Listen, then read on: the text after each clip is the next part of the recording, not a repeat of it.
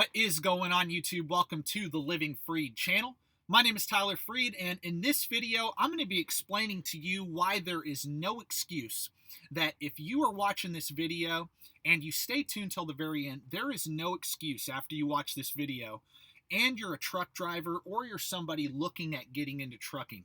There is no excuse why you cannot become a multimillionaire from trucking. Literally any person that is a truck driver, if they do, not exact, but if they do generally what I'm about to talk about in this video, they will retire filthy rich. They will not only retire rich or wealthy for themselves and their spouse, their immediate family, but they will create generational wealth. And I'll show you the numbers. I'll prove it to you with the math in this video. So if you're new to the channel, I appreciate you for being here. Again, make sure to stay tuned till the very end, especially if you're a new driver, especially if you're somebody about to go to CDL school, especially if you're somebody that hasn't made any progress in trucking. Look, the reason I'm doing this video is because I get comments all the time about how you can't get rich in trucking. It's a dead-end career. There's no money in it. You'll retire broke. Or I get people that say they drove for 30 years and they have nothing to show for it. Well, I'm going to show you how that shouldn't be you. Don't let that be you in this video. But I want to be very clear. This is not personal financial advice for anybody. This is for education and entertainment purposes only. And it's just very generic advice. It's generic. But why am I going to talk about certain index funds? Well, because I get asked all the time about, well, what index funds do you like? Well, I'm going to show you a few of those in this video. And why am I going to show you these index funds? Well, because I personally invest in them, and they're the only ones that I actually truly believe in investing in. I'll talk about those. And again, like I said, it's just for education. You do whatever you want to do. People are going to do whatever they want to do. The purpose of this video is just to give you the general concept of how to build wealth, how to get ahead financially, and especially from trucking. So I appreciate all of you for being here. I'm going to get right into it. So number one, I talk about this in almost every video, but before you begin investing, the first thing I would recommend is getting and staying out of debt, right? Why do that? Because in order to build wealth and be able to invest consistently, it's very hard to do that when you have a lot of payments. And when you're in debt, you're constantly servicing payments. So it frees up that cash flow. And Dave Ramsey says it all the time, which I totally agree with what he says. And that is, your income is your most powerful wealth building tool.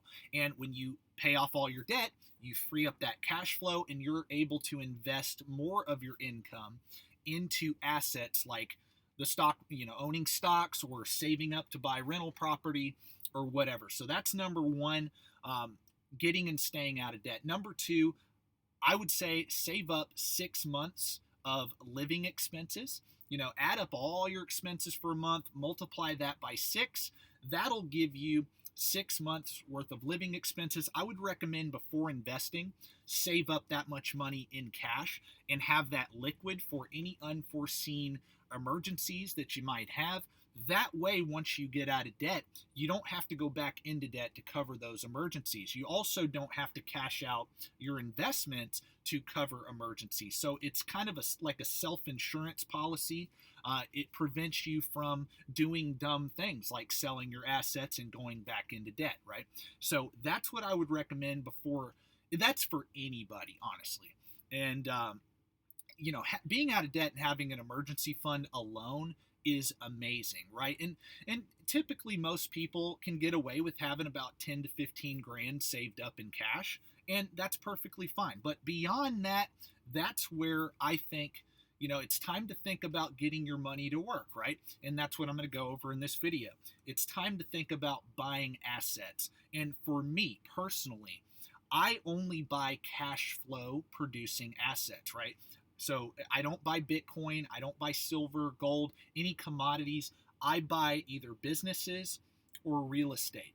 And why is that? Because they produce cash flow. They sell real products, real services, and go up over time as the value of those companies or that property increases over time, right? Like when you own stocks, you own a piece of a company or multiple companies if you own an index.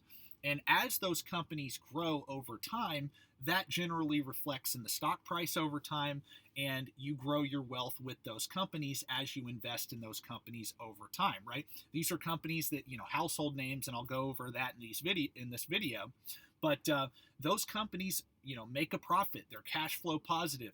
They have a growth rate, right? They're real assets that I own when I own stock. Same thing if I own a private company, it's the same thing. If I invest money into buying a truck, right? Well, I want to look at, okay, is this truck going to be profitable? And is it worth the investment? Is the rate of return worth the investment? That's what I look at. But I like cash flow producing assets. And, real estate falls under that category as well. So, that's that. A lot of people are going to say, well, I buy Bitcoin, I buy gold. Look, do whatever you want to do. As long as you understand the basic concept of this video, that's all I'm after, honestly. So that's that. So get out of debt, have an emergency fund, and then start thinking about what you want to invest in, right? I'm not going to be talking about real estate in this video. I'll be going over exactly what I do. This is what I do. Now, what I do, anybody can do. It's very easy. I mean, it's a simple plan, but it's an amazing plan. And like I said, I'm going to get right into it. So for those of you that think you can't build wealth in trucking, I'm going to give a very basic example in this video, right? And that's why you need to stay tuned until the very end, because if you don't, you're going to miss me showing you the numbers and proving to you how much success you can actually have doing what I'm talking about with a basic plan. This is just being a company driver. That's the example I'm going to use. Just being a company driver, and all you have to do, if you max out your tax advantaged accounts alone, you will retire very wealthy, right? Just by maxing out your tax advantage accounts. I'm not even going to throw in your employer matching your 401k. I'm just going to talk about you maxing out your 401k, maxing out your Roth IRA in this video. If y'all want me to do other videos in the future, I will do more of this content. If you like this video, please comment down below afterwards and let me know if you want me to continue doing this type of content. But the example I'm going to give today is, like I said, maxing out your 401k and Roth IRA. If you just do those two things, that's all you have to do, and you will retire with, like I said, generational wealth. That's how you will retire. So I'm going to pull up right here. I'm going to show you the contribution limits for the 401k and the Roth IRA. And I'm going to show you how, that if you were to save this over, a 40-year span, how much you could have, right? And so here's the 401k contribution limit for 2025. That could go up over time, and if it does, great. The point is try to max that out. Once you're out of debt and you have an emergency fund, you can max these things out. You should be maxing them out. And like I said, most companies will offer a match. Take the match and max out as much as you can, right? Because also too, 401ks, you can defer paying taxes on the money you put in, right? And so now a Roth IRA is different, and please consult with an accountant on this. I'm not an accountant, I'm not your financial advisor, but max out your tax advantage accounts first before you do any other investing. I think that's so important to do that because of the tax benefits, as well as just, it's amazing over time how much money you can save if you focus on this, right? So $23,500 is how much you can contribute yourself. And as you can see, between you and your employer, y'all can contribute combined up to $70,000 per year. That is unbelievable. Now, I don't think most trucking companies give a 100% match, but they do give a pretty good match, right? Like I believe Crete's was like 5%. If you maxed it out, you got about 5%. Well, think about it. If you put $1 in and they're going to put 5 cents for every dollar you put in, man, that's free money. You take that money, right? And again, let's say you're making $100,000 a year. Well, that's $23,500, right? That you get to defer paying taxes on until retirement. Why would you not want to take that tax advantage, right? That lowers your that lowers your taxable income by taking advantage of the 401k, right? So the 401k, $23,500. Now, look at your company, look at your 401k plan, see what your company matches, and you can actually do the numbers yourself that I'm going to be showing you in this video, right? And so, what is the Roth IRA? Right, so a 401k is a tax deferred plan, meaning you put gross income, your gross check, your gross income into a 401k, right? Or an IRA. But a Roth IRA or Roth 401k is after tax income going into that account. But the beautiful thing about a Roth IRA is when you pull it out in retirement, it's tax free. All the money you put in and all the growth that you accumulate over time is tax free when you pull it out at retirement. You're allowed to contribute $7,000 per year into a Roth IRA. The 401k is taxed at ordinary income tax when you pull it out at retirement, but still you want to take advantage of the tax advantages now, right? Defer paying taxes on that money. But all the growth, you don't pay taxes until you pull it out at retirement. That's for the 401k. The Roth IRA, again, this is tax-free money. If you don't want to do the 401k, some people don't like it. Hey, whatever. Don't do it. But a Roth IRA, there is no excuse, man. Max out a Roth IRA 100% because it's 100% tax-free growth. You're putting your after-tax income in there, and all the money you pull out at retirement, once again, is tax-free at retirement. It's unbelievable that if you just max out a Roth IRA, it's amazing how wealthy you will become. I'll actually put that into the calculator after I explain this. So those are the two accounts I would open. Well, I personally have that. I personally have a 401k. Well, now I'm self-employed, so I use a SEP. I'm not going to get into that in this video. You can do all of this if you're an owner-operator. You can do all of this. You just need to look into the self-employment plans. I'm not going to get into that in this video, but take advantage of the tax advantage accounts, man. That is so important, right? And like I said, alone, just by maxing out a Roth, $7,000 a year, I mean, man, any truck driver can do that. But combined, what is it? $7,000 a year, and I'm going to add it up. This is how much money you'll be putting in. Let's say you're ambitious and you're like, okay, I'm going to max out these accounts. That's what I'm going to do. It's $30,500 a year that you would be putting into your retirement accounts every single year. And if I divide that by 12, that gives me $25.41 a month that you're saving and investing. And you may be saying, well, that's a lot of money to be saved. I'm going to have to make a lot of money to be able to do that. Well, with most trucking jobs, I mean, look, in your first year, you can make 60 to 70 grand a year. If you do what I talk about in the videos I've made in the past, you can make 60 to 70 your first year. And then after that, you can get up to 80, 90, even over 100,000 a year. If you're making 100,000 a year, you can save $30,000 of that. You can, especially when you're able to defer paying $23,500 of that income, right? And then saving another $7,000 after you max out a 401k, I think anybody can do that, especially if you have no debt. You have no debt. Your expenses are going to be a lot lower when you have no debt. So that's how much you would be contributing, $2,541 a month into all your retirement accounts. So yeah, again, some of that would be tax deferred, some of that would be after tax income going into the account, right?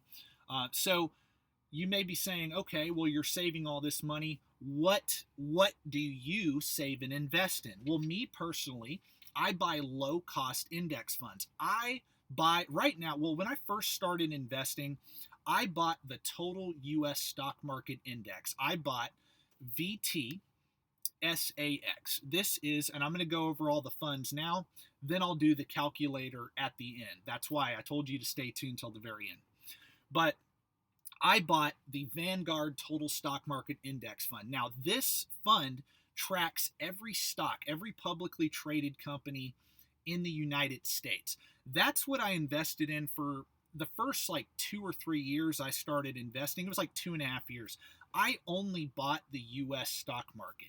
I have mentioned before in past videos how I have about 25% of my money in international stocks. Well, I actually stopped only buying US stocks and I started buying a global fund. And I'm going to show you that global fund here in a minute. But when I first started, I just put all my money in the total US market. But I'm going to show you how, whether you buy only US or a global fund or a mixture of US and international and weighting it however you want to weight it,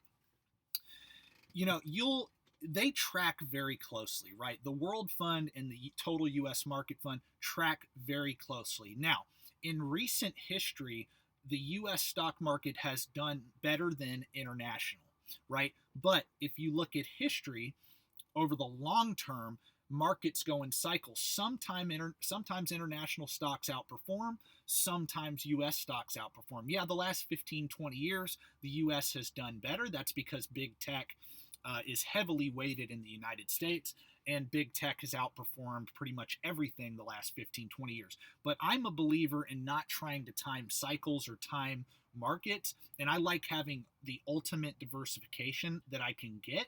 So I buy a global fund now. Like, look, if I look at my actual allocation, because I didn't start buying the total world until a couple years ago, it's right around 25% of my money's in international, but that's all I buy now. I still hold all the shares I bought of the total US stock market fund, and I just stopped buying only that and just switched to buying a global fund. I never sold any of those shares. I just switched over.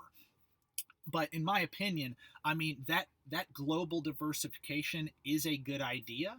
And yes, you may look at the returns I'm about to show you and see, well, hey, US outperformed, but that doesn't mean that's going to happen going forward into the future, right? You got to think long term when you're investing. You got to think 20, 30 years out, 40 years out. What's my investment time horizon? Do you think that in 30 years, the US will outperform the total world?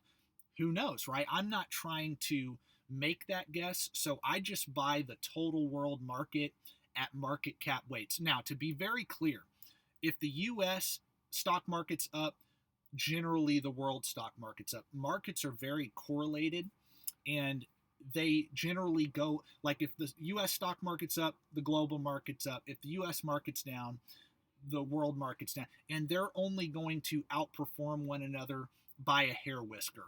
Like, and you'll see in this video when I show you the different performances of each fund. So this is my favorite one. If you're going to buy just US stocks, I actually prefer the total market index, the total US market index, over just an S&P 500. The S&P 500 is very common for those of you that don't know about it. I pulled that up. Here's Vanguard's S&P 500. And it tracks also very similar to the total US market fund. And why is that? Well, because 80% of the US stock market is the S&P 500. The top 500 companies make up about 80% of the entire US market. And there's roughly about 4,000 stocks. That changes sometimes. Sometimes it's like 3,800. Sometimes it's a little over 4. Companies enter the index, drop off the index. But there's roughly about 4,000 stocks publicly traded in the United States. And yes, the top 500 companies make up or represent about 80% of that entire market. Why is that? Because the largest companies represent the largest percentage, the largest percentage of those index. They're held at market cap weight. So the highest market cap weighted companies represent the majority of the index, right? And so the more valuable the companies, the more it's going to make up of that index. That goes for the world market, that goes for the total US market, that goes for international market. That's what a true index fund does. It mirrors the entire market or index that you're tracking. If you buy just the S&P 500 index, it's going to do roughly about the same as the total US market index. Why? Again, because 80% of that US market is the S&P 500. The other 20% you own mid-sized to small cap companies, and I personally like, again, that ultimate diversification. And if you don't own any international stocks, I want to be very clear. If you don't own international, my thought process is, well, these companies that you own in the US, especially the S&P 500 companies, they're international companies. They don't just do business in the United States. They do business all over the world. But for me, I personally like owning internationally based companies because there are some really great companies that aren't based here in the US. I still believe the US is the best country in the world. We have the best companies, we have the best people, all of that. I believe in that, but I want to have that diversity outside of the US because, again, there's other great companies outside of the US, and it's very simple. So you just have to decide for yourself what you want to do. But these are the funds I like. I like the S&P 500. There's nothing wrong with buying that because, again, you're pretty much buying the US stock market when you buy the S&P 500. It's not much different than the total US market fund. So in my opinion, you need to have both. I want to have the US and international. So when you research these funds, the biggest thing is you want to buy low cost index funds. Vanguard, I have Vanguards pulled up. You can buy an S&P 500 index from Charles Schwab, Fidelity, other firms sell or have these index funds. As long as you're buying a low cost index fund, it doesn't matter which firm it's from. That's all that matters. And you just want to look at the fees, right? You can see the expense ratio. Each year you're going to pay 0.04% to own the S&P 500 fund, right? That's it. That's what you're paying. That's what it'll cost you to buy every stock in the S&P 500, right? And you may be saying, well, what about market crashes? What about that, right? Well, I know people are going to say that. Well, the stock market's risky. Well, if you look over the very long run, right, the average rate of return for the S&P 500 over the last 40 years has been roughly about 11.5 to 12% over the last 40 years. And if you look at this chart, and this chart goes back all the way to the year 2000, look at all the dips. Look at all the dips. This is including the 2008 financial crash. Look at that. That's 2008 or 2009. Look at where we're at today, right? There's COVID. There's COVID. There's the recent bear market we had in 2022 right here. And look, just over time, as time went on, companies continued to grow, innovate, and stock prices are way higher today than they were back in the year 2000, as you can see with this chart. And that includes all the different recessions. Now, I want to be very clear. You have to have a long-term approach. You do. Because as you can see, there are going to be dips. There are going to be declines in the market, right? There are. But if you think long-term, if you're thinking, okay, where are the world's best and brightest companies? How do I think those companies are going to be worth more in 20, 30, 40 years from now than they are today? Well, if you look at the market right now, if you look at that chart, you can see that they're worth much more. That's real estate, that's stocks, just businesses and real estate in general. Over time, as companies continue to innovate, continue to grow their revenues, their profits over time, that reflects in the overall value of those companies. And if you're invested in those companies, you grow your wealth with those companies. That's the point, right? Whether it's S&P, total U.S. market, internet, global, a lot of that is irrelevant. The point is to pick a fund or a couple funds and stick with your plan, because you're going to see that savings rate is what matters the most. So let's go down and look. You want to look at things like expense ratio. You want to look at things like, okay, what's the past rate of return? You can see right here over the last year, the market's actually up 34%. But if you look at over the last 10 years, the S&P 500 has, this is an annual return, by the way. It's not just up 13%. This is 13% compounded annually over the last 10 years. That is the S&P 500 fund, right? Now, will that happen going into the future? No, I would not base and I don't do this, I would not base your savings plan, your investment plan on getting 13% per year. For me, I like to pick about 8% a year. The market has averaged about between 8 and 12% over the very long run. I like to go with that lower end, right? And if it does better, great. But expect less. Expect the lowest on the scale, and that's what I like to go with, right? And so, and that's not including dividends, by the way. That 13.4%, that's not including dividends reinvested over time. And I believe it'll show, the yield. You get paid a 1.21% dividend by owning the S&P 500 fund, right? And if you go over to, I'll go to the Vanguard Total Stock Market Index Fund. If you look at this chart, right, and I'll show you how it's so similar. Look, if you look at the chart of the total U.S. market, there you have it. Pretty much identical to what the S&P 500 was. If I go down and look at the expense ratio, they have the same expense ratio, same dividend yield. You go down to the rate of return. Now, this is 12.86% over the last 10 years, less than the S&P 500. Well, that's because large cap tech, I alluded to that earlier, large cap tech has outperformed small cap companies and international. They have.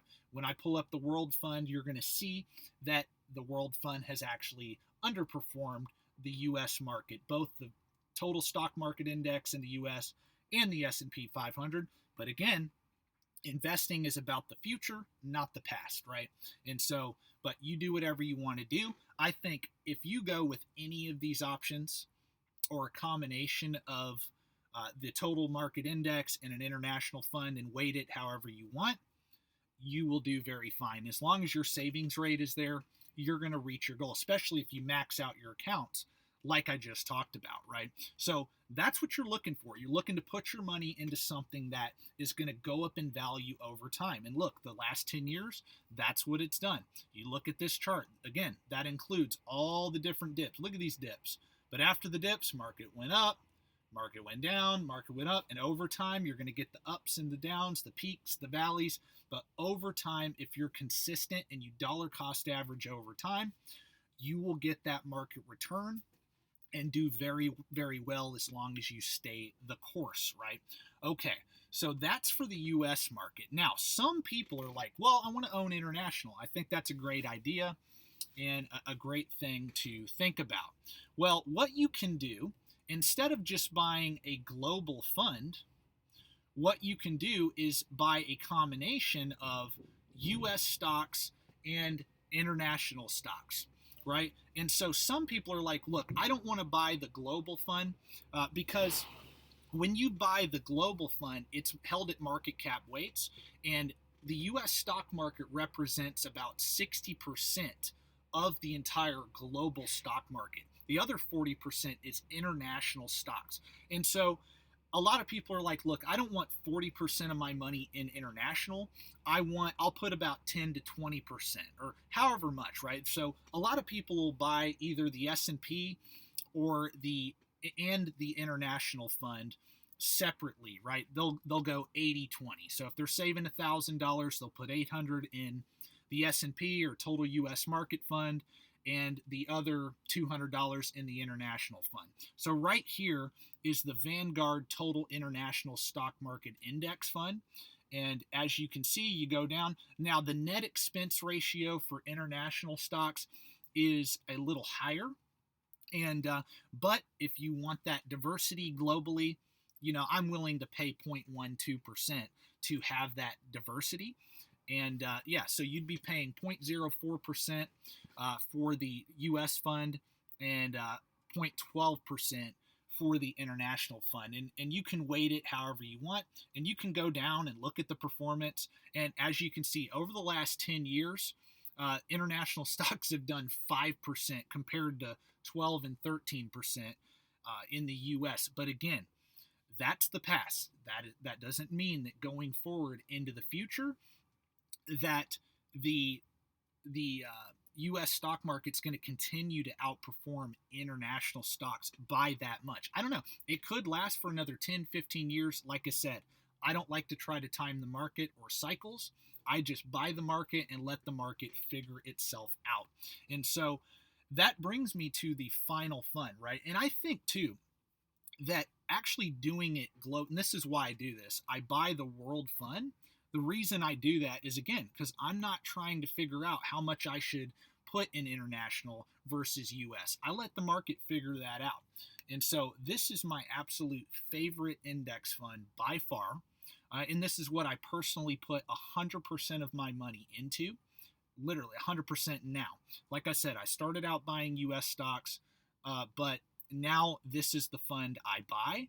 And this is the Vanguard Total World Stock Market Index. Again, this is buying every stock in the world that's publicly traded, held at market cap weight. So, if you go down, you can look at the expense ratio, and it's 0.10%. And the dividend yield is 1.79%, right? And you can go down, you can look at the history of this fund. Now, it's a newer fund, so it doesn't have the 10-year return, but over the last 5 years, it's averaged an 11.61% return. And I told you, look, over the last 40 years, the U.S. and global stock market has returned roughly between 11 and 12%. And so, as you can see over the last 5 years, that average is very close to the long-term average. Now, I don't know, again, what the 10-year return is of the global fund. I believe if you look up VT, the Vanguard Total World Stock Market ETF, that might give you the 10-year return of the global stock market. And because I think that's a little bit older fund, this one, this Vanguard Total World Stock Market Fund is newer, like I said, but they both track the same index, the Global Market Index. So those are things you want to look at. The expense ratio, what are you buying? Also, on all of these different index funds, you can go down. You're like, well, what am I buying? What am I putting my money into? Well, look at the top 10 holdings of this World Stock Market Fund, right? Top company, Apple, Microsoft, Nvidia, Amazon, Meta, which is Facebook, Alphabet, which is Google. You go down, Broadcom, Tesla, Taiwan Semiconductor. They make all the microchips. You can go to View Holdings, and you can even go further down the list, and you can see, right? You can even see the different sectors. Technology, 25%. Financials, industrials, consumer services, healthcare, consumer goods, oil and gas, basic materials. This is what you're investing in. You're investing in either, well, really the global economy, whether it's the Total World Market Fund or Total U.S. Market Fund, you're investing in the global economy. That is what you are buying when you buy these indexes. And I'm going to view the holdings and show you that you can even see companies that are further down the list.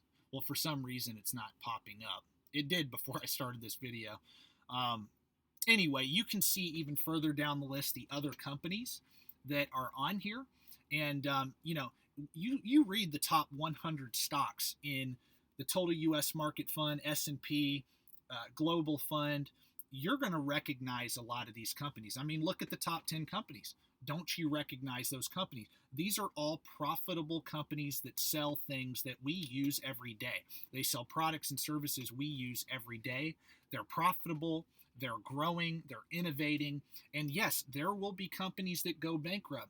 There will be new companies that enter the index. Another thing, and I'm going to end with this when it comes to talking about index funds. Why are indexes so great?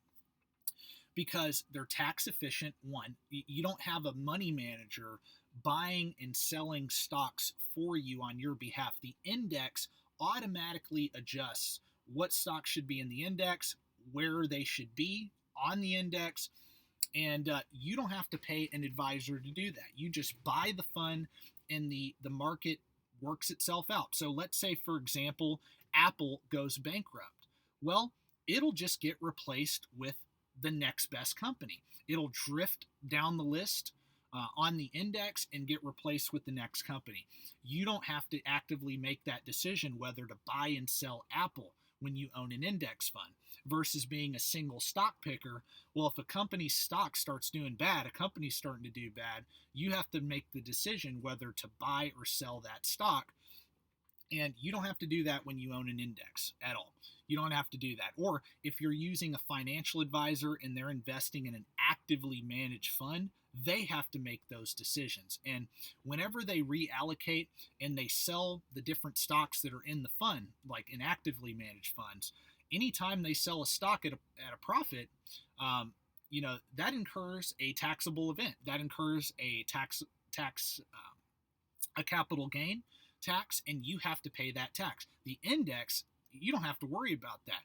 These companies trade places all the time on these indexes, right? Because again, you own these indexes at market cap weight. So let's say Microsoft surpasses Apple in value over the next year. Well, Microsoft will be number one, and Apple could drop down to number 5 because Nvidia could take over Apple's place, right? And Microsoft could jump to 1, and Nvidia could jump to number 3 or whatever, right? It automatically adjusts for you. It's self-cleansing, these indexes, versus being an active investor where you have to make buy and sell decisions on your own, right? Or if you hire a money manager, that's what they're doing. It's very hard to outperform the indexes for that exact reason, because it's very tough just to beat a mechanical investment, and that's what an index fund is. It's low cost, it's mechanical, you don't have to think about it, and you can just do it, right? That's what I love about it. And as long as you understand that, hey, I'm buying the world's best companies and I'm going to hold them forever until I need the money, that's all that matters, right? So again, I'm going to go back. I'm done with talking about indexes. Look, if you want to, do the research. Go to this site. You can go to MarketWatch and look up all these funds I'm talking about, and you can dig a lot deeper, man. You can look at the charts, historical quotes, overview of the fund, whatever. Play with it. Do whatever you got to do. So the important thing is to pick one or a combination of the two and stick with it and figure out, okay, what can I reasonably expect to make as far as a rate of return goes over the course of my working lifetime. So you're out of debt, you have an emergency fund, you're ready to invest, you know which fund you're going to invest in, and that's what you need to know, right? You need to know what your investment vehicle is. Okay, and earlier in the video, I showed you the calculator where if you maxed out your 401k and your Roth IRA, it would be roughly $2,500 or $2,541 per month that you would be saving, right? Times 12, that is $30,500 a year, right? So I pulled up a retirement calculator, and I've used this before.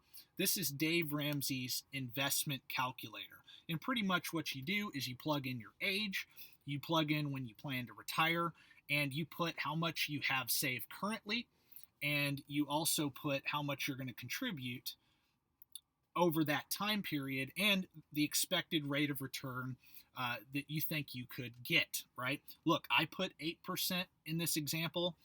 This is somebody starting out in trucking at age 25. They're going to retire at 62 when they can start taking Social Security, and they're going to max out. This is just their tax advantage accounts. Could you save a lot more than this? Absolutely. This $2,540 is you maxing out, again, a 401k and a Roth IRA, and that's all you do. The rest of your money, you spend it, you live your life. That's what you're doing. And I know for a fact, if you're out of debt, you can do exactly what I'm talking about. So if you just look from age 25 to 62, right? That is what, 37 years? Yeah, 37 years. You alone, by maxing out those accounts, will have saved $1.1 million. That's just saved. That's zero growth. So if you do what I'm talking about, you don't get a single dollar matched. You don't make any money at all. alone, you will have saved $1.1 million alone. So what happens when we actually apply the 8% rate of return? Well, in 37 years, you're worth $6.8 million. Okay, if you withdraw, what, 4% of that per year, okay, and that's not even include, this income is not even including, let's just do 60, let's do $6 million times about 4%. You're going to withdraw 4% per year. That gives you a $240,000 a year income at retirement from your investments, right? So 240 a year, right? That's what? 240, let's see here, divided by 12. That's 20,000 a month.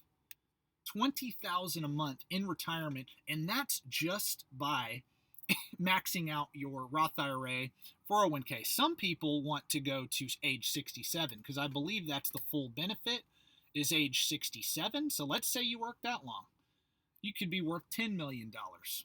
That's like a $400,000 a year income by withdrawing about 4% per year from that investment. And why 4%? Well, the 4% rule is something that's what I use to kind of gauge whether I'm financially independent or not.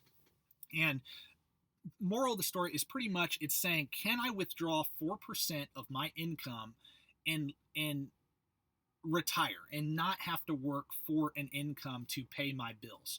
That's all the 4% rule is. So you take 4%, you divide it by however much money you need to make per year, and that'll give you the lump sum amount that you need to be financially independent and be able to retire. Retirement's not an age, it's a number. So, again, let's say you need $240,000 a year in income to be able to retire. In the example I just gave you, you would need about $6 million invested in the market to be able to withdraw that 4% and not touch the principal. Why 4%? Why a random number, 4%? Well, because I just showed you that over the very long term, you can expect to get about 8 to 12% per year in the market over the long run. Well, if you withdraw 4% and you leave the rest of the money in there to continue to grow at that extra 4%, your money will keep pace with inflation over time and actually grow above inflation over time. And that's the goal, is to live on the money and also have your investment continue to grow for you in the future. But the numbers don't lie. Men lie, women lie, numbers do not lie, right? If you have a 40-year career, and you may not even work that long, let's say you want to retire extremely early, you probably could. Let's say in 30 years, see what you could do. You're still worth $3.7 million. I mean, that's nothing to sneeze at, right? And look, most people are going to work until they're 62. I mean, really, when you're 62, what are you going to do? It's mind-boggling, honestly. And again, I'm ending with this. And for those of you that stayed this long, I really appreciate it. You're awesome. If you like the video, sub to the channel, like the video, and stay tuned for more videos like this in the future. Again, if you like this type of content, I'll keep doing it, because this is my favorite content to do, to be honest with you. But there's no excuse. Can a driver making $80,000 to $120,000 a year save 30 grand a year when they're out of debt, have an emergency fund?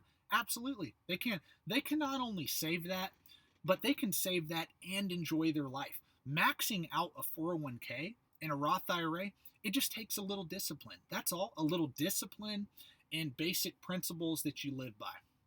It's that simple.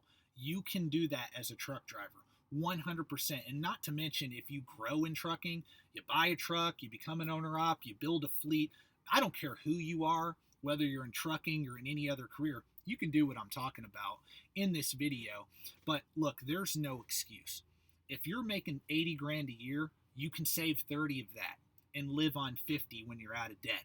If you're making 100 grand a year, you can save 30 grand a year and live on 70 when you're out of debt. You can do a lot of things when you're out of debt. You can do a lot of things when you have a budget, when you're disciplined. You can do a ton of things when you're willing to do whatever it takes to grow in this field. and make as much money as you can. Do I think you should try to save a lot more than $2,500 a month? Yeah, try to save $3,000 a month, $4,000 a month. Save as much as you can. There's no set number. Me, I invest 50% of my income, period. 50%. Whatever is comfortable for you, save. I was just giving you the examples of, hey, if you just maxed out your tax advantage accounts alone and you put it in a low-cost index fund or a couple low-cost index funds, you will be just fine. You will do so well with this career. You will. You will get ahead. You will retire a multimillionaire, as I just alluded to, and have a great retirement and set up your kids, their kids. Again, build generational wealth. That's generational wealth. Most people won't need to live on 4% if they reach this type of net worth. They won't. But if you want to, you can. So that's it for this video. I appreciate each and every one of you guys for watching. Again, if you want me to do more videos like this, comment down below. If you liked it, like the video. If you didn't like it, leave a thumbs down. Either way, it helps me out. But yeah, I wanted to do this video. Why didn't I make this video until now? I haven't posted in a couple weeks. Well, I just got done moving. The last 2 weeks, I've been moving nonstop. I moved states, so I had no time to do videos. I'm back on YouTube now, and I'm back posting consistently, so I appreciate each and every one of you guys for being here. I appreciate you for watching this video, and yeah, that's it for today's video. Stay tuned for the next one. I'll probably post Monday, and if you're watching this after, way beyond today, again, stay tuned for more videos like this in the future. God bless, and peace out.